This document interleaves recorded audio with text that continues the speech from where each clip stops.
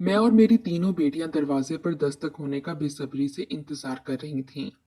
हम चारों की नजरें दरवाजे पर टिकी हुई थी और जैसे ही 8 बजे अचानक दरवाजे पर दस्तक हुई। दस्तक होते ही हम चारों के चेहरों पर खुशी की एक लहर दौड़ गई।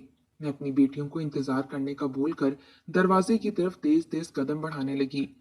जैसे ही मैंने दरवाजा खोला तो पिछले 8 दिनों की तरह आज भी एक बोरी दरवाजे के बिल्कुल सामने पड़ी थी, मगर इसके इर्द गिर्द कोई भी शख्स मौजूद नहीं था। आज 8 दिन हो गए थे। हर रोज पूरे 8 बजे हमारे दरवाजे पर दस्तक होती थी, लेकिन जैसे ही मैं दरवाजा खोलती तो बाहर एक बोरी के अलावा और कोई चीज वहां मौजूद ना होती। शुरू शुरू में तो मुझे और मेरी बेटियों को बहुत अजीब लगता था, लेकिन चूंकि घर में खाने के लाले पड़े थे इसीलिए मैं बेहिस हो गई और ये जाने बगैर कि बोरी आती कहाँ से है और बोरी रखने वाला आखिर है कौन। मैं खामोशी से हर रात खाने से भरी इस बोरी को उठा लेती और खुद समेत अपनी बेटियों को भी इसमें से खाना दे देती। आज जब मैं बोरी उठाए वापस मुड़ने लगी तो मेरी नजर अपनी गली की नुक्कड़ पर छुप कर खड़े मौलवी साहब पर पड़ गई और वो छुप कर मुझे ही देख रहे थे। मैंने जैसे ही बोरी को पकड़ा तो इनके चेहरे पर मुस्कुराहट और आंखों में एक अजीब सी चमक बिखर गई। मैं ये देखकर हैरान रह गई कि मौलवी साहब मुझे ऐसे क्यों देख रहे हैं। मैंने बोरी को आराम से अंदर किया और खुद दरवाजे से टेक लगाकर खुद को अच्छे से छुपाकर दरवाजे के सुराख से बाहर देखने लगी। जैसे ही मौलवी साहब को लगा कि मैं अंदर जा चुकी हूँ, उन्होंने फौरन से अपनी जेब से एक फोन निकाला और किसी से मशकूक अंदाज में बात करने लगे। मैंने सुना वो किसी से कह रहे थे कि हाँ हाँ भाई साहब, काम हो गया है, आज फिर बोरी अंदर जा चुकी है। मैं इतनी बात सुनते ही दंग रह गई। मैं सोच में पड़ गई कि भला मौलवी साहब किस शख्स को मेरी मुखबरी कर रहे हैं। क्या ये खुशी से ये सब कर रहे हैं? लेकिन मैंने खुद ही अपनी सोच को मनफी करार दिया, क्योंकि मौलवी साहब तो गरीब से इंसान थे जिनको रोटी तक मोहल्ले के मुंशी जी के घर से जाती थी। तो फिर आखिर वो ये सब क्यों कर रहे हैं? क्या इन्हें ये सब करने के लिए कोई मजबूर कर रहा है? लेकिन कौन करेगा हमारी मदद? जब से मेरे शौहर की वफात हुई थी तब से मोहल्ले वालों ने हमें मुंह तक लगाना छोड़ दिया था। मदद करना तो बहुत दूर की बात थी। मैं यही सोच रही थी कि एकदम मेरे जहन में एक ख्याल आया कि क्या ये जो रोज बोरी में खाना आता है ये सही भी है या नहीं। क्या कोई हमें कुछ गलत तो नहीं खिला रहा। ये ख्याल आते ही मेरे हाथ पैर ठंडे हो गए और मेरे माथे पर पसीना आने लगा। इतने में मेरी बड़ी बेटी मेरे पास आई और मुझसे पूछने लगी, अम्मा, आप अभी तक अंदर क्यों नहीं आई? यहाँ क्यों खड़ी हैं? चले अंदर आ जाएं और हम सबको खाना दें। आप जानती हैं हम सबको कितनी भूख लगी है। मैंने अपनी बेटी की बात सुनते ही फौरन से हाँ में सर हिलाते हुए बोरी को अच्छे से पकड़कर अंदर की तरफ बढ़ गई। रोज की तरह आज भी बोरी में 2-3 किलो आटा, सब्जी और कुछ दूसरा सामान था। मैंने जल्दी से आटा गूंद कर रोटियां बनाई जबकि मेरी बेटियों ने जल्दी से सब्जी काट कर सालन तैयार कर दिया। फिर हम सब ने खाना खाया और बिस्तर पर सोने के लिए लेट गईं। मेरी मंझली बेटी रोज पूछे जाने वाला सवाल आज फिर पूछने लगी, अम्मा, आखिर कौन है जो रोज हमारे दरवाजे पर ये बोरी रखकर चला जाता है? आजकल के दौर में तो कोई किसी का नहीं बनता, तो ये कौन है जो बगैर अपना आप जाहिर किए हमारी मदद कर रहा है? माँ, ऐसा तो नहीं है कि कोई हमारी मजबूरी का फायदा उठा रहा हो। ये सब सवालात तो मुझे भी बहुत तंग करते थे। मैं भी ये समझने से कासिर थी कि आखिर ऐसा कौन कर रहा है। और फिर आज मौलवी साहब की वो मशकूक सी हरकत याद करके मैं मजीद टेंशन का शिकार हो रही थी। इतने में मेरी बड़ी बेटी तानिया मेरी मंझली बेटी सानिया को डांटते हुए बोली, क्या पता कोई हो जो छुप कर रजाए इलाही की खातिर हमारी मदद कर रहा हो और तुम ज्यादा सवाल पूछ पूछ कर अम्मा को तंग मत करो। अब आराम से सो जाओ और जैसा चल रहा है ऐसे ही चलने दो। मेरी बेटियां तो एक दूसरे से उलझते हुए फिर बिल आखिर खुद को तसल्ली देकर सो गई थीं, लेकिन मुझे किसी पल चैन नहीं आ रहा था। मेरा जहन बार बार कुछ गलत होने का संदेशा दे रहा था। कुछ तो झोल था जो अभी तक मुझसे मख्फी था। मैं इसी तरह अपनी सोचों से लड़ती न जाने कब सो गई पता ही ना चला। अगला दिन भी इन्हीं सोचों में गुजर गया। रात होते ही हम सब फिर 8 बजने का इंतजार बहुत शिद्दत से करने लगी थीं और फिर पूरे 8 बजते ही हमारा इंतजार दरवाजे पर होने वाली दस्तक से इख्तिताम को पहुंचा। मैं जैसे ही बोरी उठाने के लिए बाहर गई तो मैंने चुपके से गली की नुक्कड़ की तरफ देखा। जहां आज भी मौलवी साहब खुद को छुपाकर खड़े हुए मुझे ही देख रहे थे। आज फिर मैंने बोरी को अंदर कर दिया, थोड़ा सा दरवाजा बंद करके सुराख से बाहर देखने लगी। आज भी मौलवी साहब कल की तरह चेहरे पर मुस्कुराहट और आंखों में ढेरों चमक लिए किसी से कल वाले अल्फाज ही दुहरा रहे थे कि काम हो गया है। मैं ये सुनते फिर से मरे मरे कदमों से अंदर की तरफ बढ़ गई। मेरा दिमाग मजीद उलझन का शिकार हो चुका था, लेकिन मैं खुद को संभाले अपनी बेटियों को खाना बनाकर देने लगी। मगर आज जैसे ही हम चारों ने खाना खाया, थोड़ी देर बाद हम सबका सर चकराने लगा और हम सब पर नींद एकदम इस तरह गालिब आ गई कि हम लेटते ही ढेर हो गईं। सुबह 12 बजे के करीब जाकर मेरी आंख खुली तो मेरा सर बहुत दर्द कर रहा था और मुझे काफी चक्कर भी आ रहे थे। मैंने खुद को संभाले जल्दी से अपनी बेटियों को देखा, वो तीनों अभी तक बेसुध लेटी हुई थीं। मैंने जल्दी से इनकी तरफ बढ़ते इन्हें हिलाना शुरू किया और फिर थोड़ी देर बाद वो तीनों भी जाग गईं। लेकिन इन तीनों की हालत भी मुझसे अलग नहीं थी।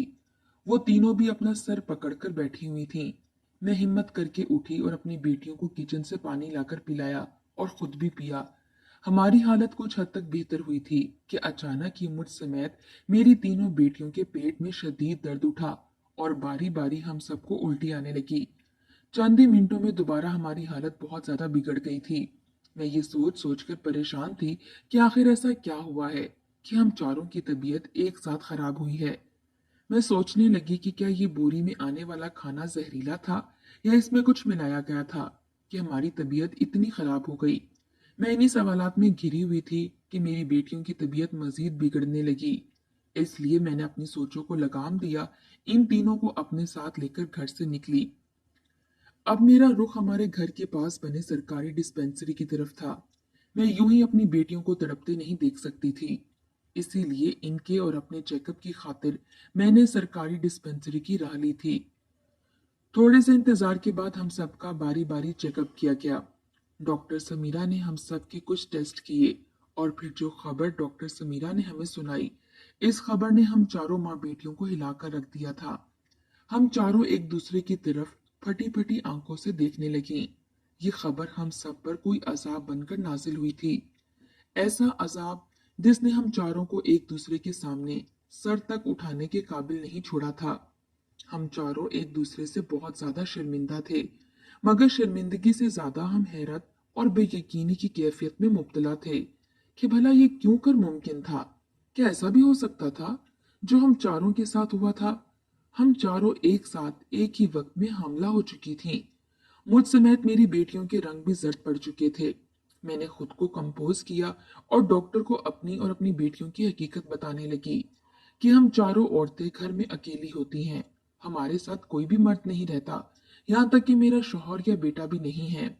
जब हम सब मर्द की जात से दूर हैं, तो ये कैसे मुमकिन है कि हम चारों एक ही वक्त में हमला हो जाएं?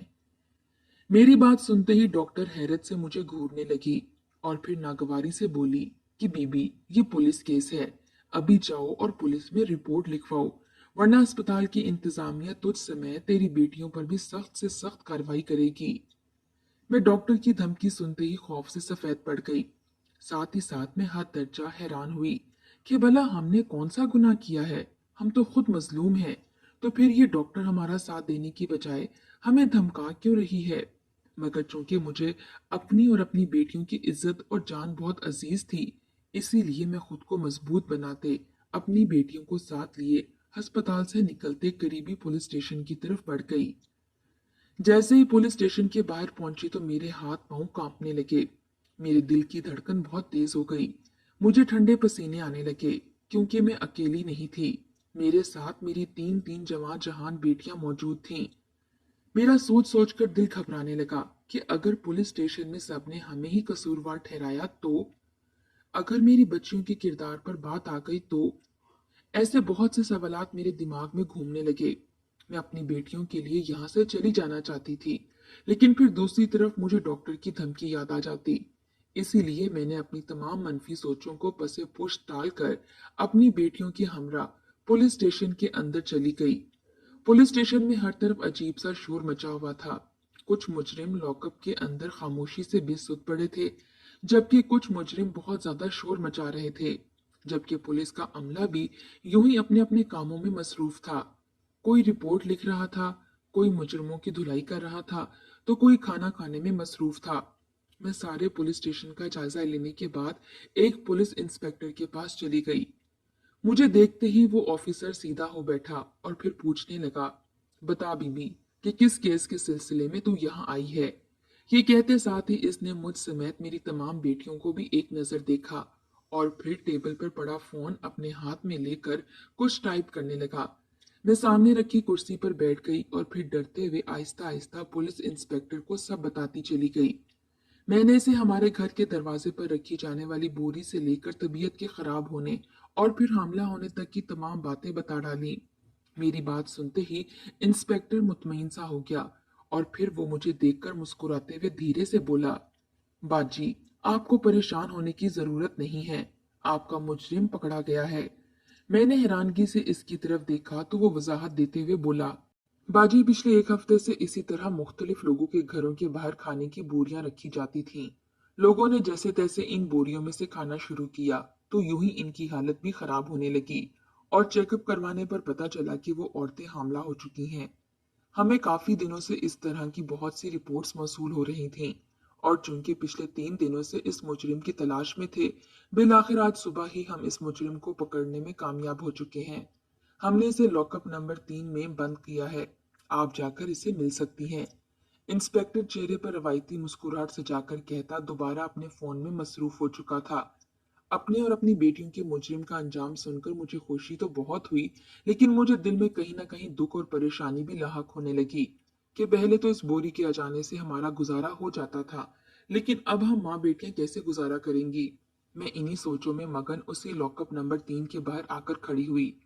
मेरे पीछे ही मेरी बेटियां भी खड़ी थीं।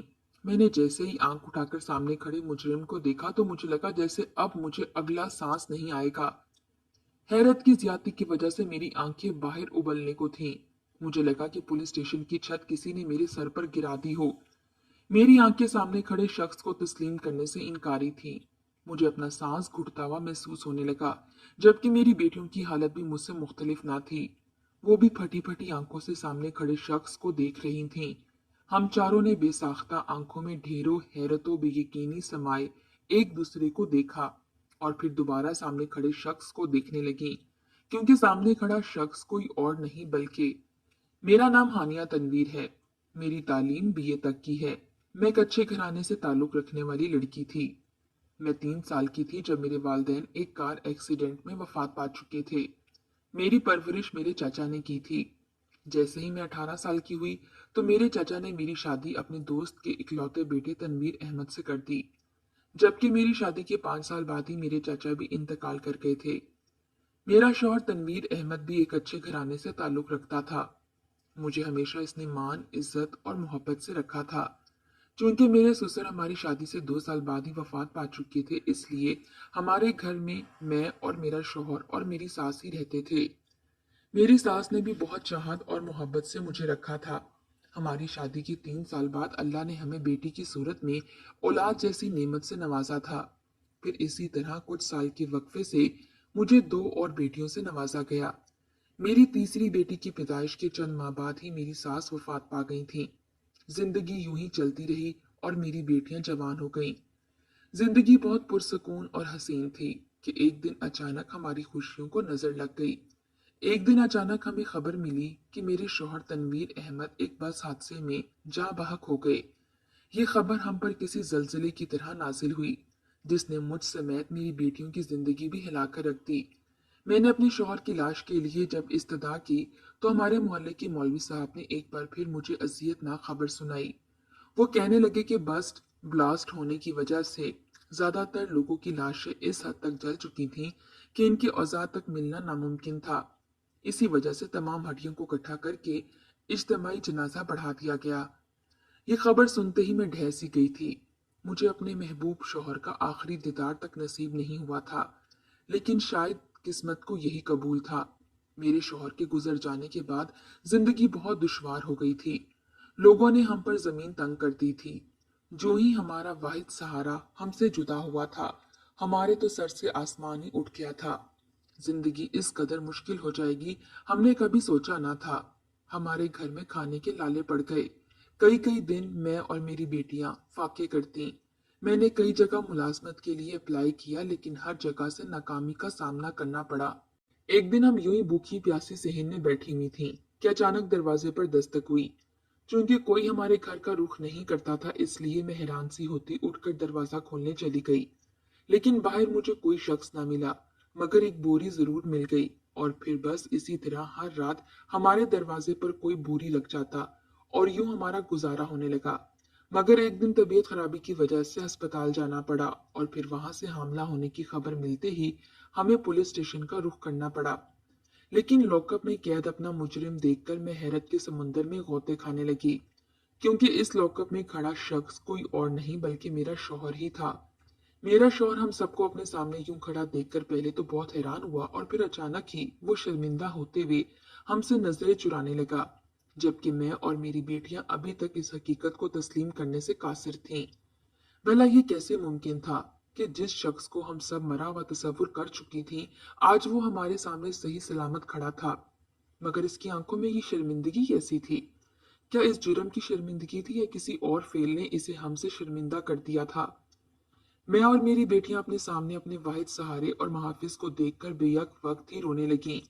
हमें रोता देखकर मेरे शौहर की आंखें भी नम हो चुकी थीं, मगर वो खुद को बिखरने नहीं दे सकता था। इसीलिए खुद को संभालते हुए हम सबको भी खामोश करवाने लगा। मैं थोड़ी देर बाद ही खुद को कंपोज कर चुकी थी, क्योंकि मुझे भी अपने शौहर से बहुत से सवालात के जवाबात जानने थे। मुझे जानना था कि अगर वो जिंदा था तो वो इतने दिनों से कहाँ था, इसके मरने की झूठी खबर किसने और क्यों फैलाई, और फिर वो आज मुजरिम की हैसियत से जेल में क्या कर रहा था। ऐसे बहुत से सवालात मैंने इससे करने शुरू कर दिए। मेरे इतने सारे सवालात सुनते ही मेरा शौहर शर्मिंदा सा होकर सर झुकाए बिना बोलता गया। वो जैसे जैसे मेरे सवालात के जवाबात देता गया वैसे वैसे मुझ पर हैरतों के पहाड़ टूटते गए। मेरे चेहरे पर साए से लहराने लगे।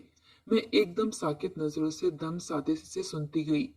वो मुझसे कहने लगा कि मेरी जिंदगी बहुत खुशहाल और पुरसकून थी। मैं अपनी बीवी और 3 बेटियों के साथ बहुत खुश था। मेरी आमदन भी इतनी थी कि हम सबका गुजारा बहुत अच्छे से हो जाता था। मुझे अपनी बीवी से बहुत मोहब्बत थी, जबकि अपनी बेटियों में मेरी जान बसती थी। चूंकि मेरी तीनों ही बेटियां माशाल्लाह नौजवान थीं, इसीलिए मैं इनके लिए रिश्ते तलाश कर रहा था। मगर कुछ हासदीन ऐसे भी थे जो मेरी इज्जतदार और खुशहाल जिंदगी से बहुत नफरत करते थे। वो मुझे बर्बाद कर देना चाहते थे, लेकिन मैं इनसे नावाकिफ था। एक दिन यूं ही हम सब दोस्त बैठे गपशप लगा रहे थे कि मेरा दोस्त दिलावर मेरे पास आकर बैठ गया। वो काफी देर मुझसे बातें करता रहा और फिर अचानक इसने मेरे आगे सिगरेट कर दी। चूंकि मैं हल्की हल्की कभी कभार दोस्तों के साथ मिलकर स्मोकिंग कर लेता था, इसलिए मैंने उस दिन भी खामोशी से इससे सिगरेट ले ली। वही मेरी जिंदगी की सबसे बड़ी गलती साबित हुई। मैंने जैसे ही 2-4 कश लिए, मुझे अजीब खांसी सी आने लगी और मेरी आंखों से भी आंसू आने लगे। मुझे स्मोकिंग करते कभी ऐसा नहीं हुआ था, इसीलिए आज मैं अपनी हालत पर हैरत ज़दा था। मैंने बेइख्तियार सिगरेट अपने नाक के पास ले जाकर सूंघी तो मुझे मालूम हुआ कि इस सिगरेट में नशावर ड्रग्स मिलाए गए थे। मेरे कुछ कहने से पहले ही दिलावर शर्मिंदा सा होता मुझसे माजरत करता हुआ वहां से निकल गया। इसके बाद अक्सर ही किसी न किसी चीज में ड्रग्स मिलाकर दिलावर मुझे देने लगा और फिर आहिस्ता आहिस्ता मुझे जहर की लत लग गई। अब ड्रग्स लेना मेरी मजबूरी बन चुका था और इसी मजबूरी का फायदा उठाकर दिलावर ने मुझे एक पेशावर चोरों के गैंग से मिलवा दिया। मैं रोज इनके पास बैठता, इनके साथ जुआ खेलता और इनसे ड्रग्स खरीदता था। आहिस्ता आहिस्ता मुझ पर काफी कर्जा जमा हो गया। अब वो गैंग अपने पैसे वसूल करने की खातिर मुझ पर दबाव डालने लगी। उन्होंने मेरे सामने ये शर्त रखी कि या तो मैं इनके साथ चोरियां और डकैतियां करना शुरू कर दूं या फिर फौरन के फौरन इनके कर्ज की रकम इन्हें वापस कर दूं। इन दोनों ऑप्शन को पूरा करना मेरे बस में नहीं था, क्योंकि पहला ये कि मैं ड्रग्स लेकर नशा करके नशाई तो बन सकता था, लेकिन किसी के घर पर डाका डालकर या किसी की जमा पूंजी लूट कर मैं चोर और डाकू नहीं बन सकता था। मेरा जमीर मुझे ये करने की हरगिज इजाजत नहीं देता था। और दूसरा, उस वक्त मेरे पास इतनी रकम मौजूद नहीं थी जो मैं इन्हें देकर अपनी जान बचा सकता। इसीलिए मैंने इनसे कुछ दिनों की मोहलत मांगी, तो वो लोग हत्थे से उखड़ गए। उन्होंने मुझे मोहलत देने से साफ इनकार कर दिया। साथ ही साथ उन्होंने मुझे धमकी दे दी कि अगर मैंने इनके साथ इनके गैंग में शमूलियत करके चोरियों और डकैतियों का काम शुरू ना किया या मैं इनकी रकम इन्हें वापस ना की तो मजबूरन मुझे अपनी बीवी बेटियां इनके हवाले करनी पड़ेंगी। इनकी ये धमकी सुनते ही मुझे यूं लगा जैसे किसी ने मेरा दिल अपने पांव के नीचे रखकर कुचल दिया हो। मुझे ऐसा महसूस हुआ कि मेरी रूह भी परवास कर जाएगी। मुझे तो अपनी कोई परवाह नहीं थी, लेकिन मैं अपनी बाकिरदार बीवी और मासूम बेटियों को इन दरिंदों के हाथ नहीं लगने दे सकता था। इसीलिए मैंने हिम्मत दिखाई, बस मसलियत से काम लेते हुए इन डाकुओं के गैंग के सरगना को इनके गैंग में शामिल होने की रजामंदी दे दी। मैं इनसे डील करके वापस चला आया, लेकिन घर आने के बजाय मैंने सीधा अपने मोहल्ले में बनी मस्जिद का रुख किया, क्योंकि मुझे अब किसी की मदद की अशद जरूरत थी और वो मदद सिर्फ और सिर्फ मौलवी साहब ही कर सकते थे। मस्जिद में पहुंचते ही मैंने नमाज अदा की, अपने अमाल की माफी मांगी और अपनी बीवी और बेटियों की हिफाजत की दुआ मांग कर मैं उठ खड़ा हुआ और मंबर के पास बैठे मौलवी साहब के पास चला आया। मैंने इनसे मदद मांगी, इन्हें कहा कि आप सुबह होते ही मेरे घर में और पूरे मोहल्ले में और मेरे ऑफिस में भी, यहाँ तक कि मेरे तमाम दोस्तों में भी मेरी मौत की झूठी खबर फैला दीजिएगा। मौलवी साहब को चूंकि मैं गैंग वालों की तमाम हकीकत बता चुका था, इसीलिए उन्होंने पूरे दिल से मेरा साथ दिया और मेरी मदद की। जबकि उसी रात मैं लाहौर से कराची की तरफ अपने मरहूम वालिद के दोस्त डॉक्टर तौसीफ बुखारी के घर के लिए निकल पड़ा। वहां पहुंचकर इन्हें भी मैंने अपनी गुज़िश्ता हालत और मौजूदा सूरत हाल से आगाह कर दिया। चूंकि अंकल तौसीफ मुझे अपने बेटों की तरह ही चाहते थे, इसलिए उन्होंने न सिर्फ मुझे अपने पास पनाह दी, बल्कि मेरे नशे को छुड़वाने के लिए उन्होंने बकायदा मेरी मदद की और मुझे जिल्लत से बचाया। जब मैं बिल्कुल सेहतयाब हो गया तो उन्होंने मुझे जॉब दिलवाई। मैं अच्छी खासी रकम जमा करने में जब कामयाब हो गया तो मैंने वापस लाहौर अपनी बीवी और बेटियों के पास आने का फैसला किया, क्योंकि मैं इन्हें यूं दरबदर ठोकरे खाने के लिए नहीं छोड़ सकता था। मैं जैसे ही लाहौर पहुंचा तो मुझे मौलवी साहब से ही मालूम हुआ कि उसी गैंग के लोग मेरी हड्डियां तक ढूंढने में लगे हुए हैं। इसीलिए मैंने फिलहाल खुद को सबसे छुपाए रखने का फैसला किया, मगर अब मैं हर रोज एक खाने की बोरी पैक करके मौलवी साहब के हाथ अपने घर भिजवा देता था, ताकि मेरी बीवी और औलाद मुफलिसी की जिंदगी ना गुजारें। मगर एक दिन न जाने क्या हुआ, मैं बोरी उठाए मौलवी साहब को देने जा रहा था कि मुझे रास्ते में पुलिस वालों ने गिरफ्तार कर लिया और आज मैं यूं मुजरिम बने अपनी ही बीवी और बेटियों के सामने खड़ा हूं। अपने शौहर की इस कदर दर्दनाक बातें सुनकर मेरा दिल हौल उठा। मैंने बेसाख्ता उस शख्स को देखा जिसने सिर्फ हमारी खातिर खुद को किन अजियतों से गुजारा था। अभी मैं अपने शौहर से कुछ कहने ही लगी थी कि हवलदार आकर हमारे सर पर खड़ा हो गया और सख्ती से कहने लगा, मुलाकात का वक्त खत्म हो गया है। मैं रोते हुए अपने शौहर को देखने लगी। इसने मुझे हौसला दिया और कहने लगा कि यहाँ से सीधा मौलवी साहब के पास जाना, इनके पास अंकल तौसीफ का नंबर है, इनसे वो नंबर लेकर अंकल को कॉल करके सारी हकीकत से आगाह कर देना, फिर इंशाल्लाह अंकल तौसीफ तुम सबका साथ देंगे और मैं जरूर बाइज्जत बरी हो जाऊंगा। मैंने इनकी बात मानते हुए हाँ में सर हिलाया और घर के लिए चल दी। अपने शौहर की हदायत के मुताबिक मैं सीधा मौलवी साहब के पास आई। इनसे फोन लेकर अंकल तौसीफ को सब कुछ बता दिया। वो मेरी बातें सुनकर मुझे हौसला देते हुए बोले, बेटा परेशान मत हो, मैं आज की फ्लाइट से ही लाहौर पहुंच रहा हूँ। मैं अपनी बेटियों को लेकर घर पहुंची और शाम होते ही अंकल तौसीफ हमारे घर पहुंच गए। वो मुझे और मेरी बेटियों को लेकर अपने फ्लैट में चले गए, क्योंकि इनके मुताबिक हम इनके घर में महफूज थे। इनके फ्लैट में पहुंचते ही उन्होंने सबसे पहले हमें खाना खिलाया और फिर एक लेडी डॉक्टर को बुलवाकर हमारा चेकअप करवाया, जिसके मुताबिक हम चारों माँ बेटियां हमला नहीं थीं, बल्कि हमें बस जरा सी फूड पॉइजनिंग हुई थी और हमारे खाने में कुछ केमिकल्स मिलाए गए थे, जिसकी वजह से हमारी हालत इस कदर खराब हो चुकी थी। ये इंकशाफ होते ही हम सब ने शुक्र का सांस लिया, लेकिन अब हम ये सोच रहे थे कि आखिर वो सरकारी डिस्पेंसरी की हेड डॉक्टर ने हमसे हमारे हमला होने का झूठ क्यों बोला था। अंकल तौसीफ लाहौर के सबसे महंगे तरीन वकील को मेरे शौहर तनवीर का केस लड़ने के लिए हायर कर चुके थे। अंकल तौसीफ के पुलिस में भी बहुत रवाबित थे, इसीलिए अब इस चोरों के गैंग के खिलाफ सख्त से सख्त कार्रवाई शुरू हो चुकी थी। बिलाखिर अंकल तौसीफ की अनथक मेहनत और मेरी बेटियों की दुआएं रंग ले आई थीं और इसी गैंग के तमाम अफराद अपने सरगना समेत गिरफ्तार हो गए थे। आज अदालत में इनकी पेशी थी। तमाम कार्रवाइयों के बाद ये बात सामने आई थी कि गैंग के सरगना ने हमारे घर बोरी रखवाते हुए मेरे शौहर को देख लिया था। लेकिन चूंकि इन दिनों इनके खिलाफ पुलिस अपना शिकंजा तंग किए बैठी थी, इसीलिए वो मेरे शौहर को ना पकड़ सका। मगर इसने एक चाल चली, इसने हमारे घर और हमारे घर के साथ वाले तमाम घरों में भी वैसे ही बोरियां कुछ केमिकल्स मिलाकर रख दी। चूंकि तमाम मोहल्ले वाले मतवासत तबके के लोग थे, इसीलिए सभी अपने चेकअप के लिए करीबी सरकारी डिस्पेंसरी में ही जाते थे। इसी वजह से गैंग के सरगना ने इस डिस्पेंसरी की औरत को कुछ पैसों के इवज खरीद लिया और इसे हदायत दी कि जब भी कोई औरत तुम्हारे पास आए तो तुमने इसे हामला होने की खबर सुनानी है। यूं मेरे और मेरी बेटियों समेत और भी बहुत सी औरतों को यही झूठी खबर सुनाई गई कि वो हामला है, और यूं मोहल्ले वालों ने पुलिस में रिपोर्ट लिखवाई, जिसके नतीजे में मेरे शौहर को गिरफ्तार कर लिया गया। इन सब सबूतों और गवाहों के बाद जज साहब ने मेरे शौहर को बाइज्जत बरी कर दिया। मेरे शौहर ने और हम सब ने मिलकर अंकल तौसीफ का बहुत शुक्रिया अदा किया, जिन्होंने हमारा इतना साथ दिया था। मेरे शौहर अंकल तौसीफ के कहने पर ही हमें लेकर कराची शिफ्ट हो गए। हमारा सब्र रायगा नहीं गया।